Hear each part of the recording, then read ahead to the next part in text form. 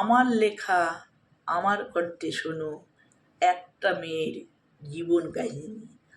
ছোট্ট এক শহরে ছোট্ট এক মেয়ে ছিল, নরম স্বভাবের, সহজ সরল, দেখতে শ্যামলা রঙের, কিন্তু তার মধ্যে হয়তো ছোটবেলার থেকেই ছিল ব্যক্তিত্ব, যেটাকে সবাই মনে করত অহংকার। আমরা কি অদ্ভুত মানুষ, তাই না? একটা অল্প বয়সের মেয়ে, গায়ের রং চাপা, তার মধ্যে কিসের অহংকার থাকতে পারে? সমাজে কত সুন্দর সুন্দরী মেয়ে, তবে তাকে কেন ভাবতো অহংকারী? সমাজ প্রশ্নটা একদিন মেয়েটাকে জিজ্ঞাসা করলাম। মেয়েটা বলল, হয়তো তার ব্যক্তিত্বটাকে মনে করতো অহংকারী। মেয়েটার বিয়ে হয়ে গেল অল্প বয়সে, শুরু হলো তার সংসার জীবন। ছোট্ট বয়সে বিয়ে হওয়া মানেই সংসার জীবনে কি অভিজ্ঞতা আছে তার? মেয়েটাকে প্রশ্ন করলাম, তাকে কি বুঝতে পারছো সংসার জীবন সম্বন্ধে? মেয়েটা বলল, হ্যাঁ, বুঝতে এইটুকুই পাচ্ছি, ভুল সিদ্ধান্ত নিয়ে বিয়েটা দিয়েছে। মেয়েটাকে জিজ্ঞাসা করলাম, কি করবে এবার? মেয়েটা বলল, জীবন যুদ্ধে নেমে যাব।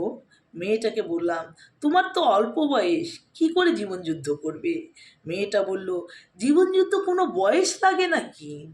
যুদ্ধ শুরু হলে এমনিতেই তরোয়াল হাতে উঠে যায়। মেয়েটার কথা শুনে বললাম, সাবাস সাবাস। তার কিছু বছর পরে আবার মেয়েটার সাথে দেখা হলো। মেয়েটাকে জিজ্ঞাসা করলাম, কি গো, জীবন যুদ্ধে জিততে পেরেছো কি? মেয়েটি বলল, হ্যাঁ, জিততে পেরেছি, কারণ ধৈর্য, লোক আর লক্ষ্য, সিদ্ধান্ত নিলে দুটোই চলা যায়, তাহলে অবশ্যই জেতা যায়। মেয়েটাকে বললাম, তাহলে তুমি সব দিক থেকে লাকি, তাই না?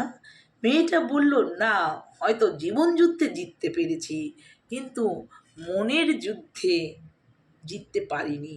মেয়েটাকে পুনরায় জিজ্ঞাসা করলাম, সেটা আবার কি? জীবন যুদ্ধে জেতার পরে সবার কাছ থেকে ভালোবাসা হারিয়ে ফেলেছি। মেয়েটাকে প্রশ্ন করলাম, কেন?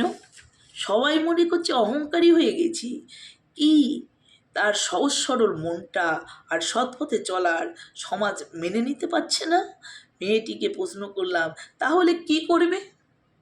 মেয়েটা বলল, দেখি সৎ পথে চলা মানুষগুলোকে সমাজ কীরকম চোখে দেখে। যদি সমাজ ভালো দৃষ্টিতে না দেখে, মেয়েটা উত্তর দিল, আমি সমাজকে পাল্টিয়ে দেব। মেয়েটাকে জিজ্ঞাসা করলাম, সেটা আবার কি?